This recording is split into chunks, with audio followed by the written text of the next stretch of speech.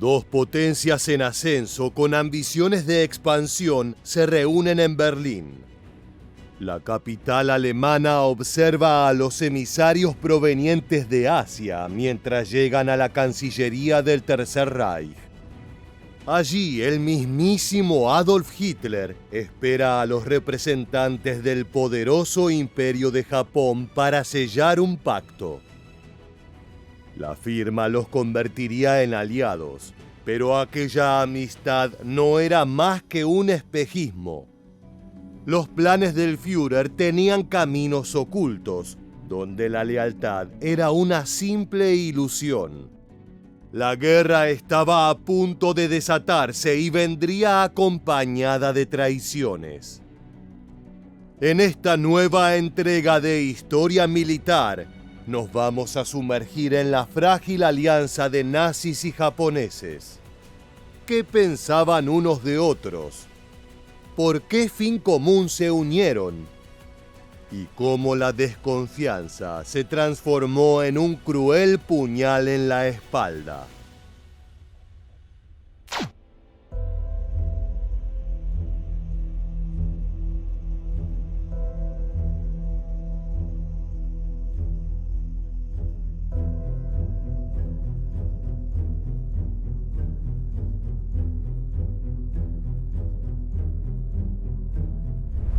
El 25 de noviembre de 1936, representantes de Alemania y Japón se vieron las caras envueltos en la rigidez diplomática. El objetivo era firmar un pacto que en teoría iba a sellar una alianza contra la creciente amenaza de la Unión Soviética. Este tratado, conocido como el Acuerdo contra la Internacional Comunista, era el reflejo de una visión compartida de expansión y dominio. No obstante, también suponía el punto de partida de una serie de traiciones y desencuentros, que a su vez marcarían el devenir de la Segunda Guerra Mundial. A pesar de su aparente fortaleza, el vínculo del binomio Berlín-Tokio fue más frágil de lo que muchos podrían pensar. Aunque ambos países tenían bastantes coincidencias en el aspecto político y militar, la realidad es que nunca llegaron a comportarse como verdaderos aliados. Adolf Hitler miraba a los japoneses con desprecio y temor. Para él eran un pueblo incapaz de innovar por sí mismos, destinado a seguir los pasos de la raza aria o a caer en la decadencia. Pero cuando la geopolítica impuso sus reglas, el Führer se vio obligado a tragarse sus palabras y fingir cortesía. A pesar de su racismo, admiraba a regañadientes la ferocidad de los soldados nipones. Así nació el mito de los arios honorarios, más allá de que los asiáticos nunca fueron tratados como iguales por el Tercer Reich. Así la alianza fue un pacto basado en la hipocresía. Los nazis veían en los japoneses un mal necesario, un socio que usaría mientras sirviera a sus intereses. Mientras tanto, en pleno proceso de modernización y apertura a Occidente, los asiáticos se basaron en el modelo alemán para redactar su propio código civil. Los respetaban y admiraban. También tomaron la organización del ejército prusiano como ejemplo para estructurar a las tropas imperiales. Sin embargo, más allá de que los dos tenían visiones muy diferentes, el punto primordial de su alianza sería la existencia de un enemigo común: Rusia. Tras la victoria en la guerra ruso-japonesa acaecida entre 1904 y 1905, Tokio se consolidó como una potencia emergente. Aún así, las tensiones con la Unión Soviética siguieron latentes por décadas. La ideología nazi, con su marcado anticomunismo, convirtió a Alemania en el socio ideal para el imperio del sol naciente. De todas maneras, lo que en un principio parecía estar destinado a una amistad de hierro, pronto demostraría sus grietas. El quiebre comenzó cuando Japón, convencido de que Hitler lo apoyaría, aumentó las hostilidades en la frontera con la Unión Soviética.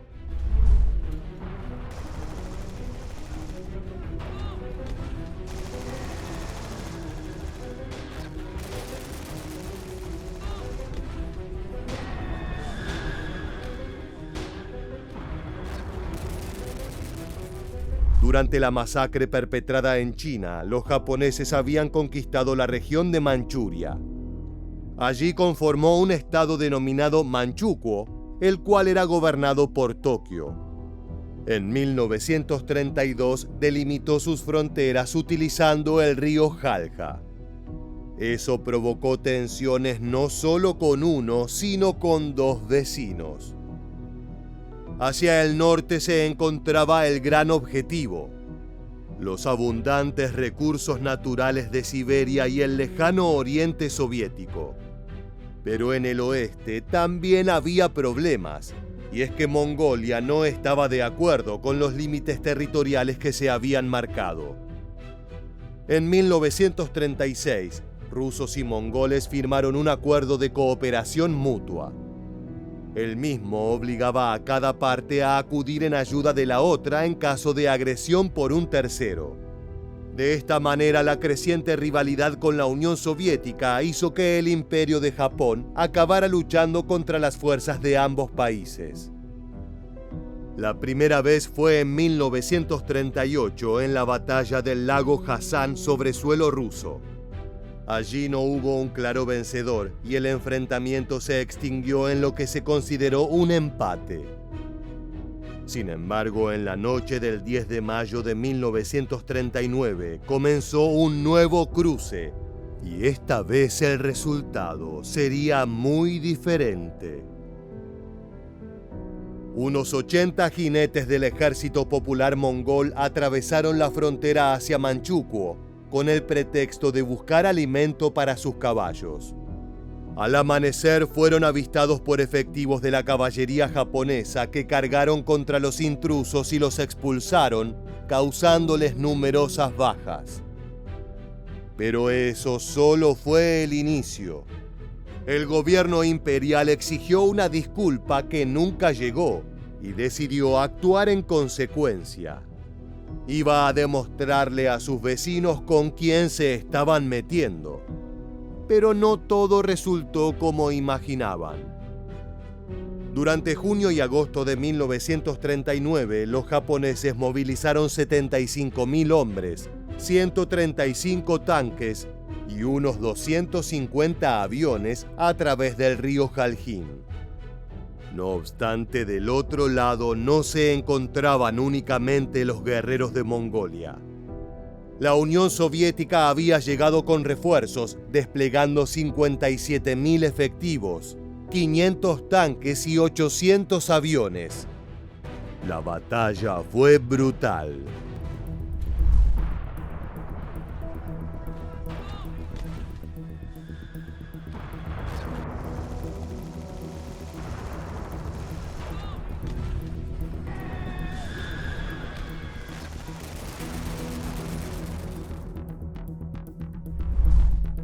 Con el campo de batalla teñido de sangre, los japoneses estaban convencidos de que las fuerzas nazis pronto se unirían para combatir con el enemigo en común.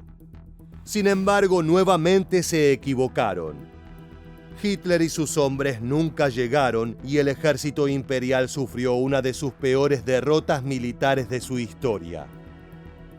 Pero como si esto fuera poco, otro golpe estaba a punto de azotar a Tokio.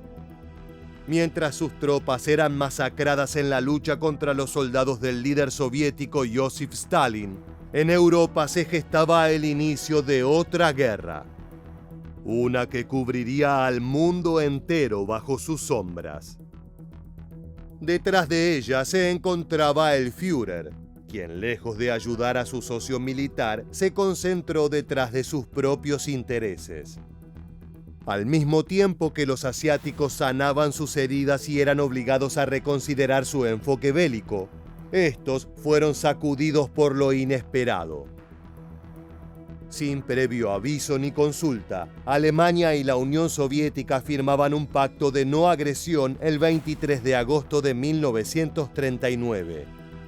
A tan solo días de la bestial batalla en Jaljín. Para Japón, esto significaba una traición flagrante por parte de su supuesto aliado, el cual no solo dejaba de lado el compromiso anticomunista, sino que además establecía acuerdos secretos para repartirse territorios en Europa del Este. La noticia del llamado Pacto Ribbentrop-Molotov fue recibida con consternación en Tokio. La diplomacia japonesa quedó en una situación incómoda y debió replantear sus estrategias. Como consecuencia, el conflicto con la Unión Soviética se congeló y comenzó a volcar su atención hacia el sudeste asiático y el Pacífico.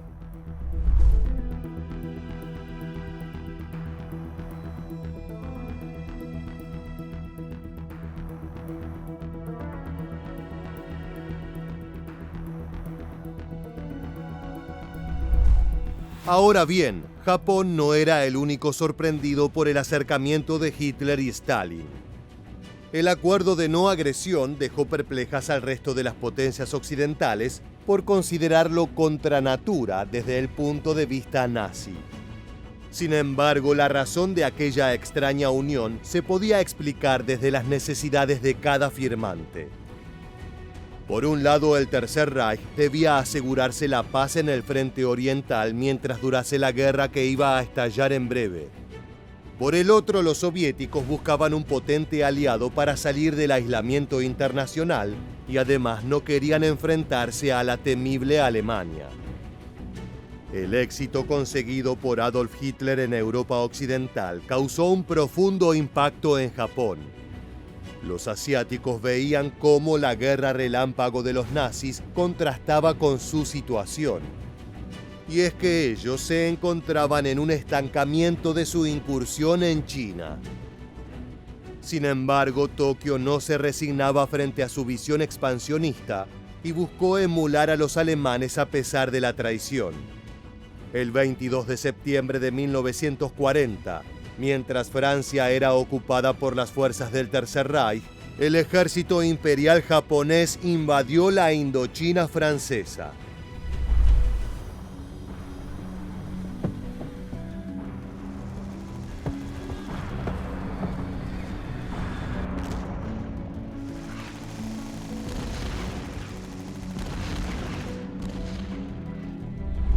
De esta manera comenzó la conquista de Japón por la región con la excusa de liberar el sudeste asiático del dominio colonial europeo. La realidad era que sus intenciones de expandirse hacia el territorio de la Unión Soviética había sido un fracaso. Pero al correr el foco de su estrategia bélica, también pudo dejar atrás la traición alemana y volvió a firmar un acuerdo en Berlín el 27 de septiembre de 1940. Esta vez ambas potencias sumaron a Italia para conformar el pacto tripartito, formalizar la cooperación que ya existía y terminar de dar forma al eje. Todo parecía indicar que los resquemores habían desaparecido. Pero lo que Hitler no sabía era que una nueva traición se gestaba a sus espaldas. Mientras la Segunda Guerra Mundial avanzaba en los distintos frentes, el ministro de Exteriores japonés, Yosuke Matsuoka, estaba negociando la firma de un pacto de no agresión con la Unión Soviética. El acuerdo finalmente se lograría en abril de 1941 y repetía lo que ya había ocurrido, pero a la inversa. Para entonces el Führer y sus generales estaban ultimando los preparativos de la Operación Barbarroja, una invasión a gran escala de la Unión Soviética que se lanzó el 22 de junio de ese mismo año. El Imperio de Japón no había sido informado ni se le había ofrecido la posibilidad de participar en una misión conjunta. La falta de coordinación, así como el recelo que existía entre ambas potencias, se manifestaba de forma cada vez más evidente. Y en diciembre de 1941 tuvo una nueva expresión: el ataque a Pearl Harbor.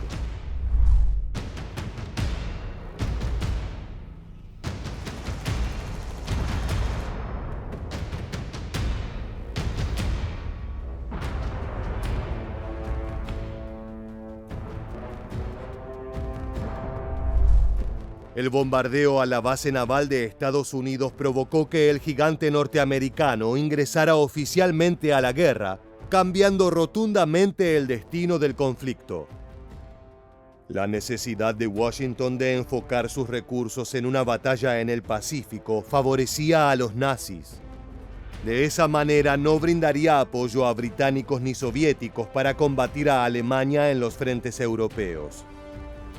Aún así, Hitler necesitaría la ayuda de Japón para derrotar a Stalin, ya que el Ejército Rojo resistía con vehemencia. Por esa razón, el Führer decidió mostrar un gesto hacia su aliado y declaró la guerra a los estadounidenses. Esperaba que a partir de ese acompañamiento, Tokio rompiera su acuerdo con los soviéticos y se sumara a la lucha desde Siberia para dividir a las tropas rivales. No obstante, eso nunca sucedió. Es verdad que por un momento en 1942 la guerra parecía inclinarse a favor del eje. Los tanques alemanes avanzaban hacia el Cáucaso y Medio Oriente, mientras que la armada japonesa se adentraba en las aguas de Australia e India. Pero lo que sonaba como una inminente victoria resultó ser solo un espejismo. El Tercer Reich quedó atrapado en el devastador invierno ruso en Stalingrado, donde su sexto ejército fue aniquilado. Mientras tanto, Japón sufría pérdidas irrecuperables en el Pacífico tras la batalla de Midway.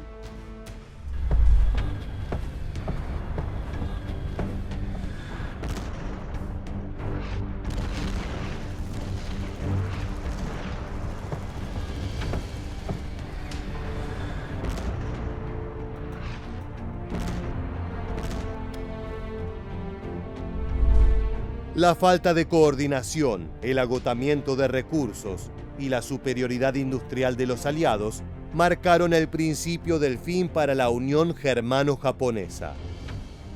Para 1945 el eje estaba al borde del colapso. Alemania cayó en mayo, mientras que Japón resistió hasta agosto, cuando los devastadores bombardeos atómicos de Hiroshima y Nagasaki sellaron su rendición. La Unión Soviética, que hasta entonces se había mantenido en relativa paz con los nipones, rompió el pacto de no agresión en sus últimos días y lanzó una invasión a Manchuria, contribuyendo a la rendición final del imperio. Así terminaba una alianza que, a pesar de su aparente fortaleza, nunca llegó a consolidarse como una verdadera cooperación militar.